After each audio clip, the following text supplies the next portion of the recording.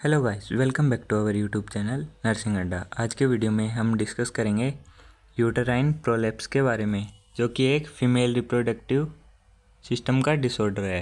तो uterine prolapse से पहले हमें पता होना चाहिए कि प्रोलैप्स का मतलब क्या होता है। तो इसकी डेफिनेशन देखते हैं प्रोलैप्स की। द फॉलिंग डाउन और slipping of a body part from the usual position is known as prolapse. यानी किसी भी बॉडी पार्ट का उसकी जो यूजुअल पोजीशन है यानी ओरिजिनल जो पोजीशन है वहाँ से फॉल डाउन होना या स्लिप होना क्या कहलाता है? प्रोलैप्स कहलाता है। तो यूटेराइन प्रोलैप्स में हमें क्या देखने को मिलेगा कि जो यूट्रस होती है वो अपनी ओरिजिनल जो लोकेशन होती है वहाँ से नीचे की ओर स्लिप या डिसेंड डाउन हो जाती है। तो उस कंडीशन को यूटेराइन प्रोलैप्स कहेंगे। तो देखते हैं पहले की definition. When the uterus descends toward or through the opening of vagina from its usual position, this condition is known as uterine prolapse. जो यूट्रस है वो वेजाइना की तरफ या वेजाइनल ओपनिंग में अगर डिसेंड डाउन हो जाती है फ्रॉम इट्स यूजुअल पोजीशन, यानी जो उसकी ओरिजिनल पोजीशन है वहाँ से वेजाइना की तरफ या वेजाइनल ओपनिंग में डिसेंड डाउन हो जाती है, तो उस कंडीशन को क्या बोलते हैं? यूटेराइन प्रोलैप्स बोलते हैं। आगे देखते हैं इसकी ईटियोलॉजी यानी कॉजेज क्या है इसके। तो पहला कॉज है increase as of mother.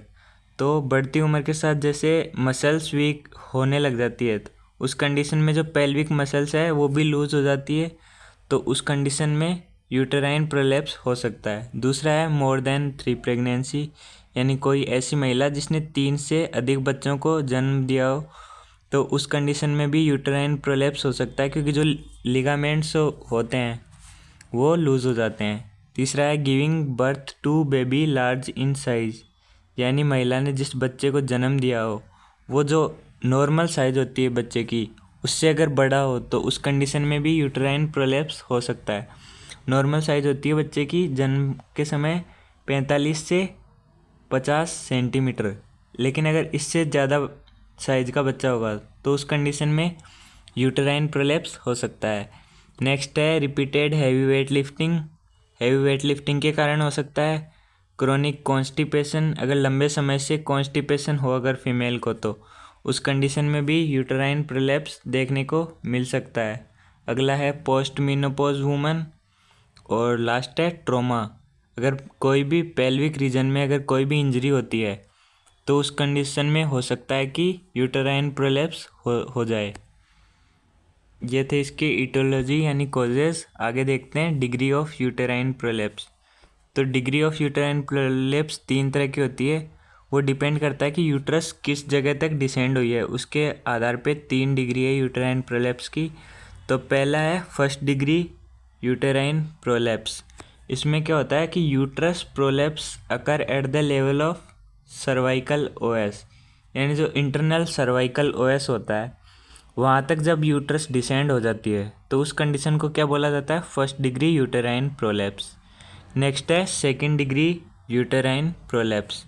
In this uterine prolapse uterus descend below the level of cervical os within the opening of vagina, यानी जो यूट्रस होती है वो एक्सटर्नल सर्वाइकल ओएस तक डिसेंड हो जाती है और जो वेजाइनल ओपनिंग है उससे विजुअलाइज होने लग जाती है, तो उस कंडीशन को क्या बोला जाता है? Second degree uterine prolapse. और लास्ट है third degree uterine prolapse. In this uterine prolapse uterus completely outside of the vagina, यानी जो यूट्रस होती है वो वेजाइना से कम्प्लीटली डिसेंड डाउन हो जाती है, बाहर की तरफ निकल जाती है। तो ये थे 3 डिग्री ऑफ यूटेराइन प्रोलैप्स। तो इनको देखते हैं इमेज के माध्यम से। तो पहला है फर्स्ट डिग्री यूटेराइन प्रोलैप्स। इसमें क्या होता है, जो ये यूट्रस होती है ये जो इंटरनल सर्वाइकल ओएस है यहाँ तक डिसेंड डाउन हो जाती है, तो उस कंडीशन को क्या बोलते हैं? First degree uterine prolapse. Second degree uterine prolapse में यूट्रस जो एक्सटर्नल सर्वाइकल ओएस है इससे डिसेंड डाउन होते हुए वेजाइना की तरफ आ जाती है, यानी वेजाइनल जो ओपनिंग है वहाँ से विजुअलाइज होने लग जाती है। और जो थर्ड डिग्री और जो लास्ट यूटेराइन प्रोलैप्स है उसमें जो यूट्रस है वो कम्प्लीटली वेजाइना से बाहर की तरफ आ जाती है, तो उस कंडीशन को बोलते हैं थर्ड डिग्री यूटेराइन प्रोलैप्स। आगे देखते हैं इसके क्या साइन एंड सिम्टम्स हमें देखने को मिलेंगे। तो पहला है हैवीनेस इन लोअर पार्ट, यानी जो लोअर पेल्विक रीजन है उसमें भारीपन महसूस होगा। दूसरा है पुलिंग इन पेल्विक रीजन, यानी खिंचाव महसूस होगा महिला को पेल्विक रीजन में। तीसरा है increase discharge and vaginal bleeding, जो वेजाइनल ब्लीडिंग और वेजाइनल डिस्चार्ज है वो बढ़ जाएगा। फोर्थ है uterus and cervix outside of the vagina, यानी जो यूट्रस है और जो सर्विक्स है वो वेजाइना से बाहर आ जाएंगे। अगला है यूरिनरी प्रॉब्लम। अगला है constipation and difficulty in stool pass out. और लास्ट है लोअर बैक पेन, यानी जो लोअर रीजन है उसमें पेन देखने को मिलेगा। तो ये थे इसके साइन एंड सिम्टम्स जो कि यूटेराइन प्रोलैप्स में देखने को मिलते हैं। तो आगे देखते हैं इसका क्या डायग्नोसिस कर सकते हैं। तो पहला है हिस्ट्री एंड फिजिकल एग्जामिनेशन। इसमें क्या करते हैं, पेशेंट से हिस्ट्री कलेक्ट करते हैं कि उसे कॉन्स्टिपेशन तो नहीं है या कोई पेल्विक रीजन में कोई इंजरी वगैरह तो नहीं हुई पहले, तो ये पूछते हैं उससे। दूसरा है पेल्विक एग्जामिनेशन, जिसमें क्या किया जाता है, यूएसजी करते हैं पेल्विक रीजन की। अगर उसमें कोई दिक्कत होगी तो वो पता चल जाएगा। नेक्स्ट है सीटी स्कैन और लास्ट है एमआरआई, यानी मैग्नेटिक रेज इमेजिंग करते हैं। अगला है कि मैनेजमेंट क्या कर सकते हैं अगर फीमेल में यूटेराइन प्रोलैप्स हो गया हो। तो पहला है मेडिकल मैनेजमेंट। इसमें क्या दिया जाता है, हार्मोनल थेरेपी देते हैं जिसमें मेनली एस्ट्रोजन दिया जाता है। अगला है पेस्ट्री डिवाइसेस।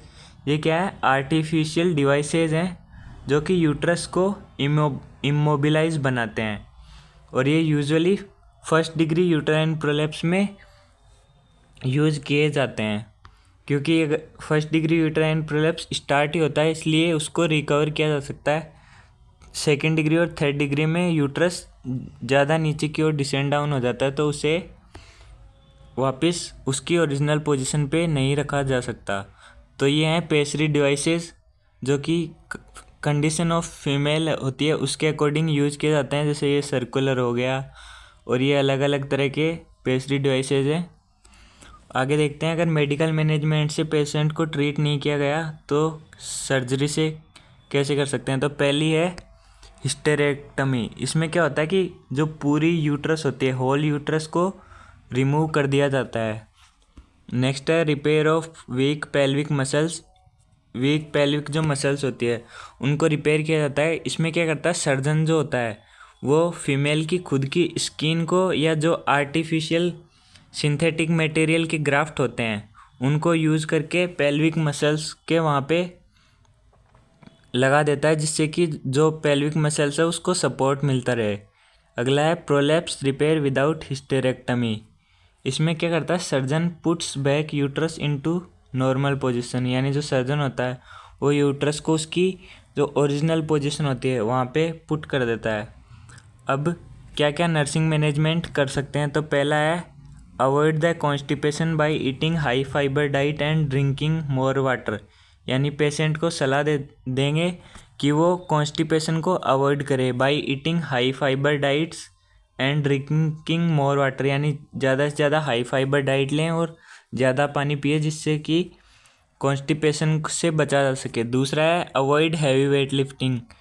तो पेशेंट को एडवाइस करेंगे कि वो हैवी वेट लिफ्टिंग को अवॉइड करे। अगला है कंट्रोल द कफिंग, कफ को कंट्रोल करें। नेक्स्ट है loss the weight if patient is overweight. अगर पेशेंट का वज़न ज़्यादा है तो उसे सलाह देंगे कि वो अपना वेट कम करे। और लास्ट है perform the Kegel exercise for the strength of pelvic muscles, यानी एडवाइस करेंगे कि वो कीगल एक्सरसाइज परफॉर्म करे, जिससे कि कारण जो पेल्विक मसल्स है उनकी स्ट्रेंथ बढ़ जाए। तो कीगल एक्सरसाइज ये होती है, इसमें महिला अगर ये एक्सरसाइज करती है तो जो पेल्विक मसल्स होती हैं उनकी स्ट्रेंथ बढ़ जाती है। और लास्ट है कॉम्प्लिकेशन, यानी यूटेराइन प्रोलैप्स के कारण क्या क्या कॉम्प्लिकेशन देखने को मिल सकते हैं। तो पहला है वेजाइनल प्रॉब्लम हो सकती है। दूसरा है यूटीआई यानी यूरिनरी ट्रैक्ट इन्फेक्शन, और लास्ट है किडनी डैमेज जो कि देखने को मिलता है। तो बस ये थे इसके कॉम्प्लिकेशन। आज के वीडियो में इतना ही। अगर आपको वीडियो अच्छा लगा हो तो लाइक करें, चैनल को सब्सक्राइब करें और अपने दोस्तों के साथ शेयर ज़रूर करें।